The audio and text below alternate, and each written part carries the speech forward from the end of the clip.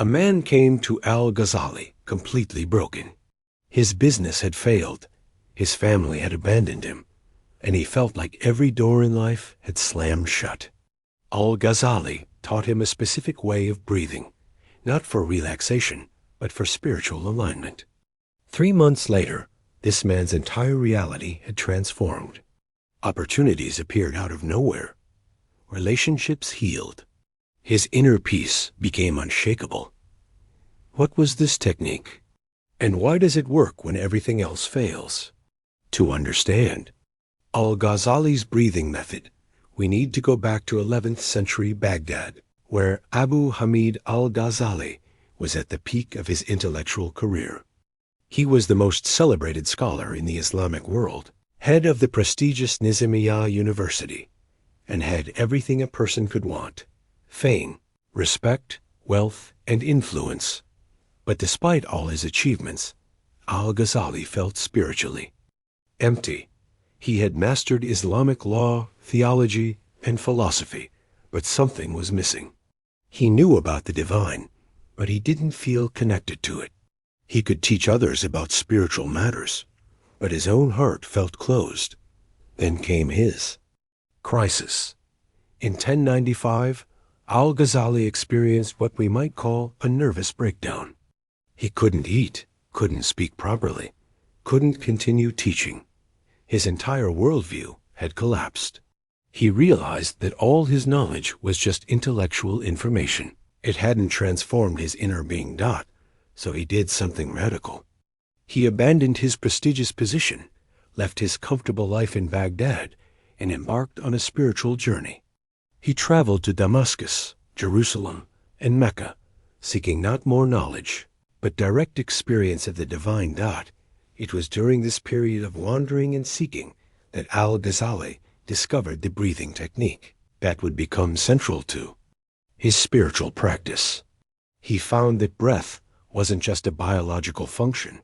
It was a bridge between the physical and spiritual worlds. In his masterwork, The Revival of the Religious Sciences, Al-Ghazali explains that breath carries more than just oxygen. It carries spiritual energy, divine presence, and the power to transform consciousness. But most people breathe mechanically, missing the incredible potential that lies in conscious breathing. Al-Ghazali's technique is based on a profound understanding. Every breath you take is actually a conversation with the divine. When you inhale, you're receiving life force directly from the source of all existence. When you exhale, you're releasing everything that separates you from that source. But here's the key. It's not just about breathing slowly or deeply. Al-Ghazali discovered specific patterns, specific intentions, and specific states of consciousness that transform ordinary breathing into what he called the breath of the soul. The technique begins with what Al-Ghazali called the breath of remembrance. You start by focusing your complete attention on your breathing, but not in a mechanical way. Instead, you breathe with the awareness that every breath is a gift from the divine source. The first stage is purification breathing. As you inhale slowly through your nose, you consciously invite divine light and guidance into your being. Al-Ghazali taught that you should breathe as if you're drawing in pure spiritual energy, not just air. Hold this breath for a moment while feeling gratitude for the life force you've received. Then, as you exhale slowly through your mouth, you consciously release everything that blocks your connection to the divine: fears, anxieties, negative thoughts, spiritual impurities. Al-Ghazali said this exhalation should feel like you're letting go of everything that doesn't serve your highest good. But the technique goes deeper than this basic pattern. Al-Ghazali discovered that certain divine names, when silently repeated with the breath, create specific spiritual effects. He taught that breathing while inwardly reciting, "There is no God but God," during inhalation, and "Muhammad is the messenger of God," during exhalation, creates a powerful alignment with divine truth. The second stage Al-Ghazali called the breath of the heart.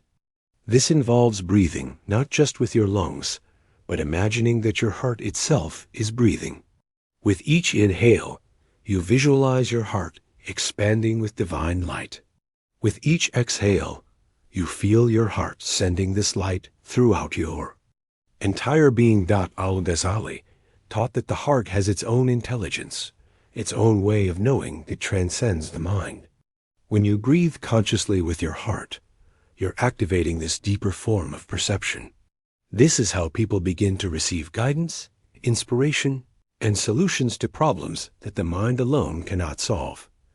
The third stage is what Al-Ghazali called the breath of unity. This is the most advanced level, where your breathing becomes so aligned with divine presence that you feel your individual breath merging with the universal breath of existence. At this level, Al-Ghazali taught your personal will becomes aligned with divine will, and what seemed impossible begins to manifest.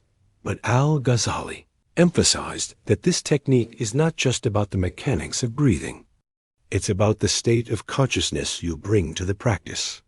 He taught that you must approach this breathing with what he called presence of heart, complete sincerity, humility, and openness to divine guidance. He also stressed the importance of purity, not just physical cleanliness, but purity of intention. You shouldn't use this technique to manipulate outcomes or force your personal desires onto reality. Instead, you breathe with the intention of aligning yourself with whatever serves the highest good. Al-Ghazali discovered that when people practice this technique regularly, several things begin to happen. First, their emotional state becomes more stable. The anxieties and fears that used to overwhelm them lose their power. They develop what Al-Ghazali called tranquility of the heart, an inner peace that remains steady regardless of external circumstances. Second, their intuition becomes stronger. They start receiving insights and guidance that help them navigate life's challenges more effectively. Problems that used to seem impossible begin to have solutions. Opportunities start appearing that they never noticed before. Third, their relationships improve. When your inner state is aligned with divine peace, you naturally become more patient, compassionate, and understanding with others. People are drawn to the calmness and wisdom that radiates from someone who practices this breathing technique consistently. But perhaps most importantly, Al-Ghazali taught that this breathing technique opens what he called the doors of divine mercy. When you align your breath with divine presence, you create space for grace to enter your life. Things begin to flow more easily. Help arrives from unexpected sources. What seemed like closed doors begin to open. Al-Ghazali was very specific about when and how to practice this technique. He recommended beginning before dawn, during what Muslims call the time of blessed breath, the period between the last third of the night and sunrise, when the spiritual atmosphere is most conducive to this kind of practice. He taught that you should find a quiet place where you won't be disturbed. Face the direction of Mecca if possible, and begin with a brief prayer asking for divine guidance and protection. Then you start with just a few minutes of conscious breathing, gradually increasing the duration as your capacity develops. Al-Ghazali also emphasized the importance of consistency. He said that practicing this breathing technique once in a while won't create lasting transformation. But when you make it a daily practice, it gradually reshapes your entire being. Your consciousness becomes more refined, your heart becomes more receptive to divine guidance, and your life begins to reflect this inner transformation. He warned against treating this technique as a quick fix or magic solution. The transformation happens gradually, as your inner state becomes more aligned with divine qualities like patience, gratitude, compassion, and trust. But he promised that for those who practice sincerely and consistently, the results are profound and lasting. Modern science is beginning to understand some of what Al-Ghazali discovered centuries ago. Research shows that conscious breathing practices can reduce stress hormones, improve emotional regulation, enhance cognitive function, and even strengthen the immune system. But Al-Ghazali understood that the benefits go far beyond what modern science can measure. He taught that this breathing technique actually changes your spiritual frequency. When you breathe with divine awareness, you become more receptive to subtle forms of guidance and support that operate beyond the physical level. You start to experience what Al-Ghazali called divine assistance, help that comes in ways that logic cannot explain. But Al-Ghazali also taught that this technique must be combined with ethical living. You can't use conscious breathing to align with divine presence while treating others badly or living dishonestly. The technique works best when it's part of a larger commitment to spiritual development and moral excellence. He emphasized that the ultimate goal isn't just personal transformation, but becoming a source of blessing for others. When your breathing becomes aligned with divine presence, you naturally become more helpful, more compassionate, and more beneficial to everyone around you. Al-Ghazali lived this teaching himself. After discovering this breathing technique and the other spiritual practices that transformed his life, he returned to teaching, but now his words carried a different power. Students said that being in his presence was itself a spiritual experience.